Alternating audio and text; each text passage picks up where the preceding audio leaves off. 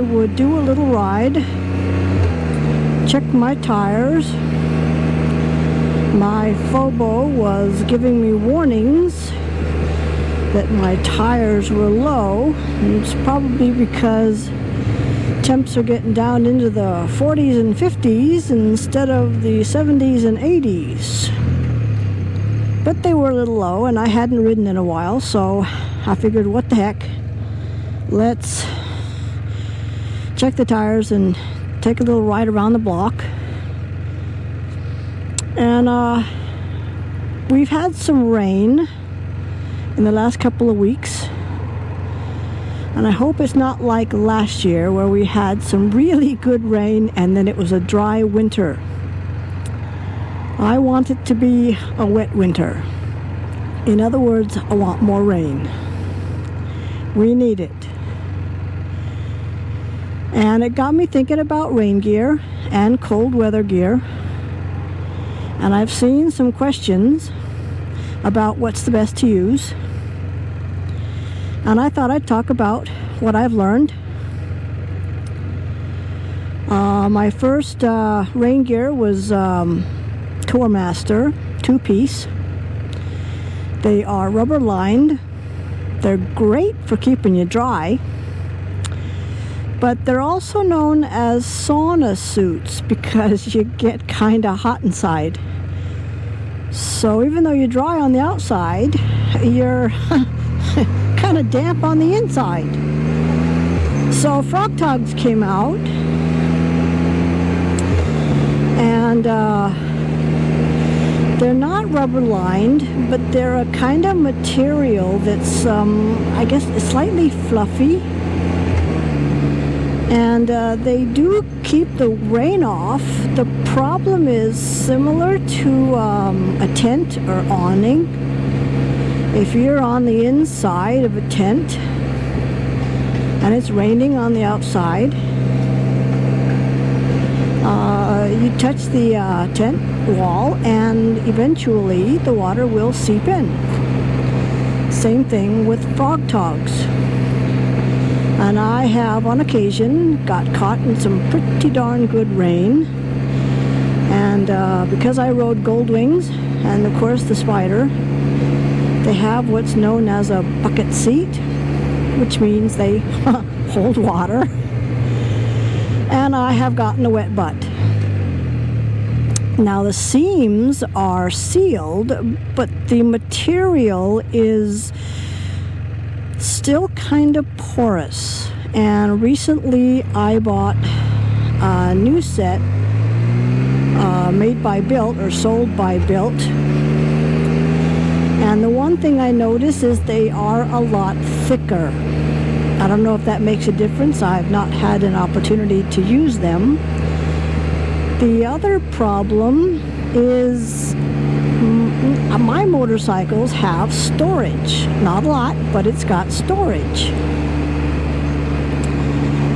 A lot of motorcycles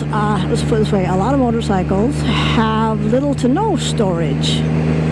And I got these bulky Built rain jacket and rain pants, and I thought, how are you supposed to carry them or store them? They're so big and bulky. And then I got an advertisement for a bicycle, because I do ride bicycles on the odd occasion. And this was a couple of years ago, and they were showing some rain gear. And I thought, rain gear on bicycles pack really small. And they're riding a bicycle, which is kind of more or less motorcycle. And so you can see I'm wearing Nelson Rig jacket. It's rubber lined, and if it's a real downpour, this is what I would wear. But I've got a set of bicycle REI rain pants. You don't have to pull them on. You just put them around your waist and then zip from the top down and Velcro, and they stretch. And if they'll keep a bicycle rider dry, I'm pretty sure they'll keep me dry. they pack up very small, which is one of the reasons I got it. And I recently got a new pair of rain gloves. I got them from Amazon. They you can get them in black, I think in other colors. They've got an electric tip.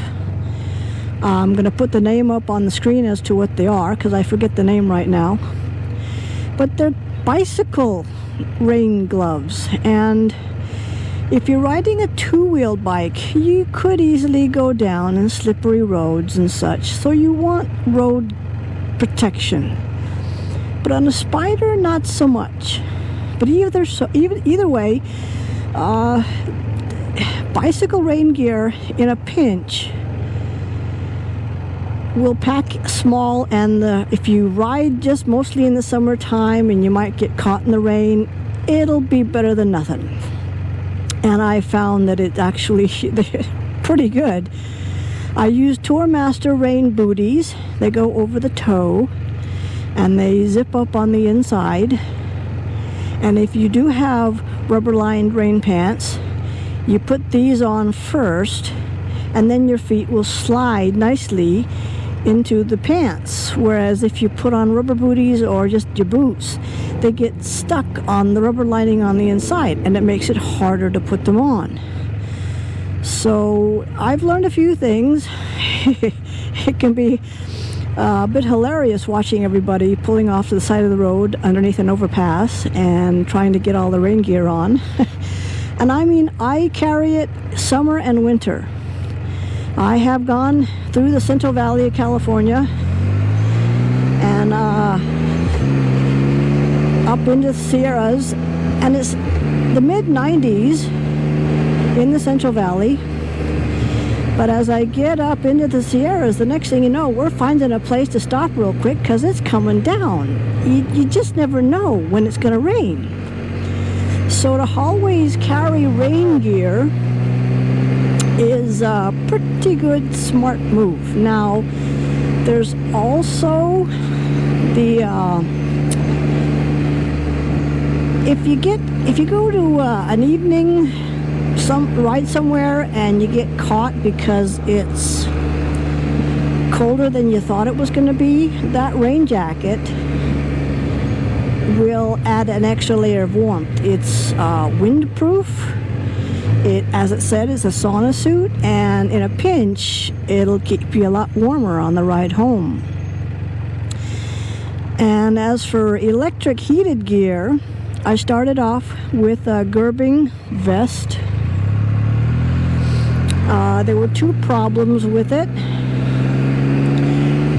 One was it was a vest and not a fully sleeved liner, so my arms got cold.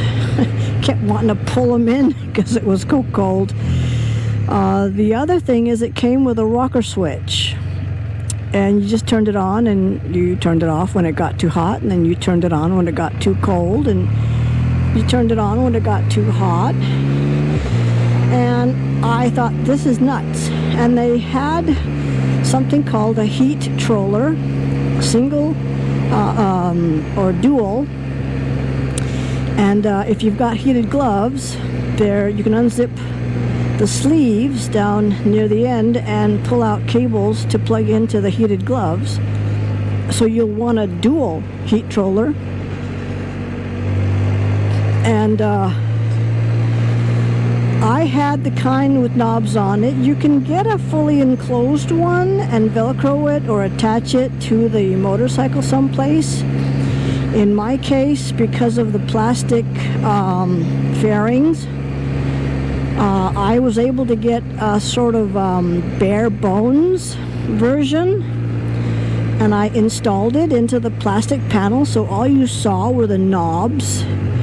I really didn't want to mess around with that, and the heat rollers are different.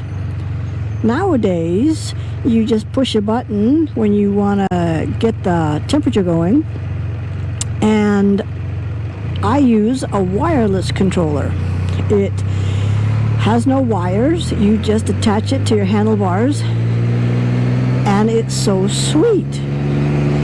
Now, when my liner of 19 years started losing it. The one sleeve was not getting warm. I know I could have sent it in and had it repaired, but I thought, well, let's try this new hot wired jacket. Let's see what that does. Well, it was a lot like the vest. It has a switch where you touch it and it gets high, and you touch it again, it's medium, you touch it again, it's low. And even on the low setting, it was way too hot. So I had to turn it off. And of course it got too cold, so I had to turn it on, high, medium, low. And then it got too hot and I had to turn it off. I'm like, this isn't working. So I broke down and got a gerbing again. And I used the heat troller. Now on the RT, I had to take the panels off so that you could attach the main part to the battery. They sell extensions, and I got a 20-inch extension so that I could put the heat troller under the seat and then just bring the wires out from under the seat or in the gas door if you have one. And I used the wireless controller to control it. On the F3, I got a Le Monster drink holder, and I got the pouch with it. You could probably get a pouch. Hopnell might have a pouch that will strap to the frame right there near your left knee.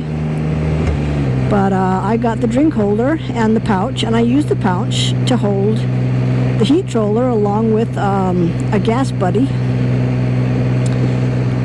And it's great. I just bring the cables out when I need them and just turn them on. Now the first time, if you haven't used it in a while, for some reason when you turn on the heat, it takes extra time to, I guess, get hot.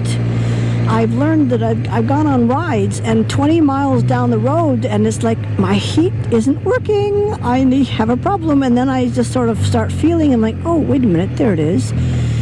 But after that, whenever I use it during the rest of the winter, it just comes on and it's working fine. So check and make sure your gear works. Check and make sure the gear fits. And I mean, there are sales right now, probably going to go on sale after Christmas. Gerbing is expensive, but if you're going to do any riding in cold weather, it's sweet. And if you get stuck and you don't ride too often, but you're stuck in a cold spell, the rain jacket that you should always be carrying will keep you warm. It's not going to be as good as the heat jacket or liner, but it'll work in a pinch. I remember on a ride, we were going to lunch, and it was a chilly morning, and the one couple, they were talking because we use CB radios to communicate, and they said that they're going to have to go home because the passenger electric heated liner wasn't working. And we stopped. We tried to figure out what was wrong with it, and I said, well, put on your rain jacket. And she said, okay, we'll see what happens. We were going to go another, I think, 10 miles and then hit a gas station. And within a couple of miles, she was like, oh, this is heaven. She was so much warmer. Just with that windbreaker rain jacket. It does, if you don't want to get heated gear, that rain jacket and even the rain pants can really warm things up on that odd occasion when you've got a cold spell. The grips get hot. These things are on my gloves. They're warm as well as waterproof. The kind of gloves that I see for motorcycles, they're really thick. And for me, I've got small hands. And no matter what size glove I get, I've got a half an inch or more of tip that I can't control the bike so well. I don't like them. So I like form-fitting gloves that fit really well, and I can still control the bike. many, many, many eons ago, I had a set of what were called hippo hands. They were huge, big black things that are attached to the, and you can see them on snowmobiles. And I've seen a couple spider riders that have fitted something similar to their grips, but you really, a lot of people didn't like them because, well, you can't see the controls. You need to know where they are without having to look for them. And they were wonderful in cold and rainy conditions. I got so used to them, I had no problems reaching my hand in, and they were a breeze. They just won't work on these spiders. Not only that, but they're in my garage, and with the rat problem we've had lately, I don't know if I want to go and see what condition they're in.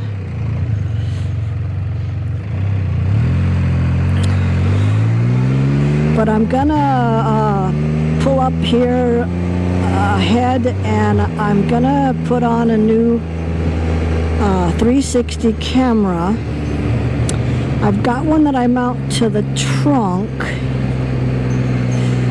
but it's a GoPro, and the lenses are not directly opposite each other. One's on this side and one's on that side, and